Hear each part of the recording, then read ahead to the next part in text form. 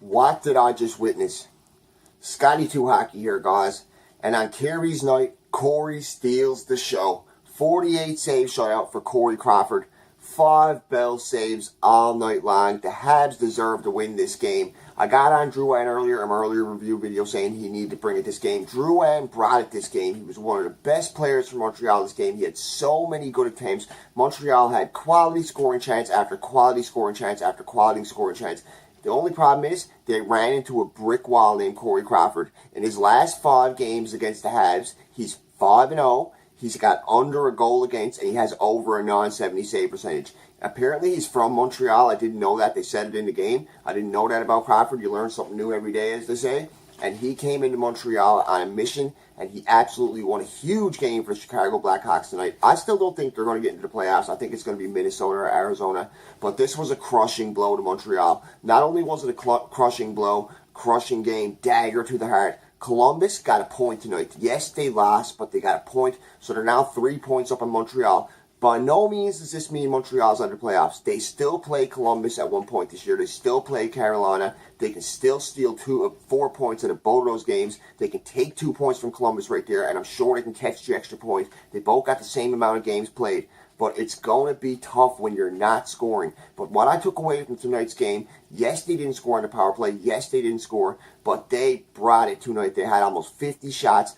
So many quality attempts. The first period was so lackluster. I was so disappointed from the first period. When it went down to the second period, I was like, Montreal is going to lose this game. They're playing like they don't even care. The second period, they came out like a completely different team. They had opportunity after opportunity after opportunity. Chicago scored a goal, an early goal, which deflated them a little bit, but Montreal fought back well. They had an abysmal first power play, and after that first power play, their 5-on-5 play was great. They played so good in the third period. They dominated the third period except for the one defensive breakdown. I believe it was Wheel made a turnover.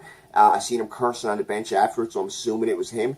And I think it was Connor Murphy or one of Chicago's players made him pay for it. It was a breakdown. It was a breakdown. It was a slide over pass right in front of Price. Price had no time to react. Price was pretty good tonight. Not his best night. He was honored for his 315 win. Got a golden stick. Had his beautiful child out. His beautiful wife out before it all. I thought it was going to be a great night for Price. This was the type of night where I thought Price would have a 48 save shutout.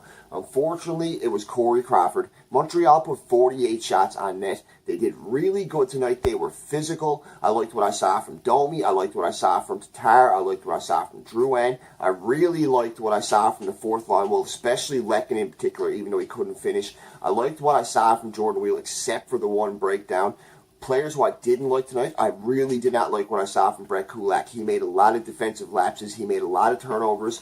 I believe he was on the ice for the first goal. He looked lost after the whole game. Even when the Habs were playing well, you didn't see much of Kulak in the third period. It's because he did not play well in this game. This was not a good game for Kulak. Not the best game in the world for Ben, but he picked it up a bit afterwards.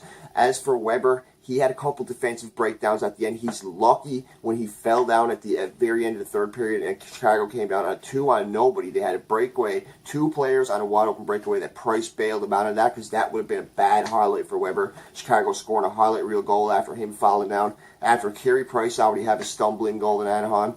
What can I say, guys? An absolutely rough loss for the Habs. I could go on and on and on why they should have won this game, but the fact is they didn't win this game, and it isn't because of poor play, isn't because of poor goaltending, isn't because of horrible defense or horrible special teams, even though they didn't score on the special teams. It's because they ran into a brick wall who decided when he comes to Montreal, he's going to be the best goalie in the world. Like, unbelievable performance by Corey Crawford, and this is right after they played the New York Islanders, and Leonard had an unbelievable performance. Or Grace, if I'm not mistaken, Grace had an unbelievable performance.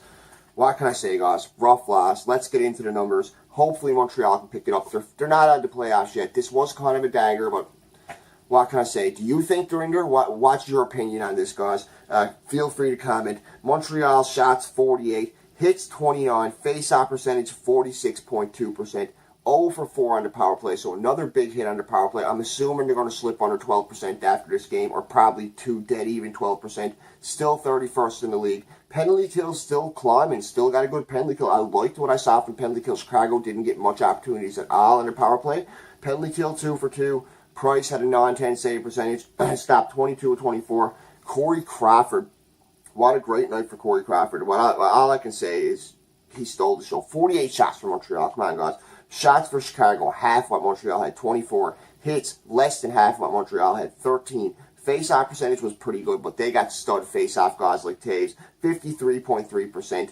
The power play percentage, 0 for 2. Penalty kill, 4 for 4. Crawford, 1,000% save percentage, of course. Stopped all 48 shots he faced. The goals, I'm not going to get into a lot of detail on the goals. Second period, Murphy scores on a wrist shot, which was assisted by Stroman to Brinken. DeBrinken had a good night tonight. Third period, that second period goal was 3:04 into the third period. And then halfway through the third period, about 8 minutes in, if I'm not mistaken, Perlini scores on an assist from DeBrinken and Kowakaki. I can't even spell the guy's name. It's Koekkek. I can't say that name. Kowick or something. Kokik.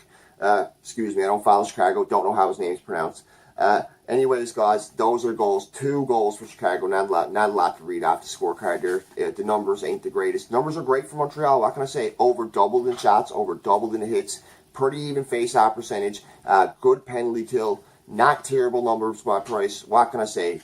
The only thing this game comes down to is unlucky game by Montreal. Inability to finish, but it's not inability to finish. It's a hot goaltending performance by Corey Crawford, because there was at least 10 out of those 48 shots you could have scored on. Any average goalie, an average NHL goalie, even a decent NHL goalie wasn't stopping that. Corey Crawford was just on his game tonight. Cat-like reflexes, and a great game for Corey Crawford. Congratulations to Chicago. They got a big win. They deserve it. It's my stepdad's team. I'm sure he's home rocking his Taves jersey, absolutely pumped, thinking that Chicago's the dynasty they were 2 or 3 years ago. I hate to tell them they're a bit old, but they made Montreal look pretty bad tonight. They may not be a cup contending team, but Chicago's always in it to win it, as my stepdad says, and I completely agree with him after tonight. I did not realize how powerful Corey Crawford was against the Montreals, but look at his record in the last 5 or 10 games. The last 5 games especially, they posted throughout the game. It was crazy. Good to see Bob Cole here in calling the game. Not many Montreal games left to be called by Bob Cole, so you got to cherish him while they're being, even if they're shutouts, you still got to cherish him. Cole makes a few mistakes. He's getting a bit old, but shout out to Bob Cole. Anyways, guys, I hope you liked the video. Don't forget to like. Don't forget to subscribe. Feel free to leave a comment. Stay tuned to my next recap. And if any of you guys like UFC, stay tuned for my UFC London reaction video. I know not all hockey fans like UFC, but if any of you guys do, I got some pretty good UFC videos coming too, because it's not strictly a Habs channel. It's a Habs and UFC. Sometimes maybe even basketball, but not this year, because I'm not digging what the Raptors did with DeMar. I didn't like the move from DeMar. As you can see, we the North, I'm also a basketball fan. But anyways, I'm not getting into that, guys. If you guys like basketball or UFC, tune into the channel for that stuff too. Tell your friends to subscribe. Feel free to subscribe after watching this video. Like, comment, tell me what you thought of the game, what you thought should have happened, what you thought of Price's performance, who you thought was the best player on the ice. I honestly can say Jonathan Drouin looked like the best player on the ice to me tonight, and that's not me trying to make Drouin look good, trying to cover my own tracks for hating on Drouin a bit. I'll admit it. I gave the guy a lot of flack, but he brought it tonight. He just couldn't score, but he was there. He was in it to win it. Anyways, guys, like, subscribe. Thank you for watching my video.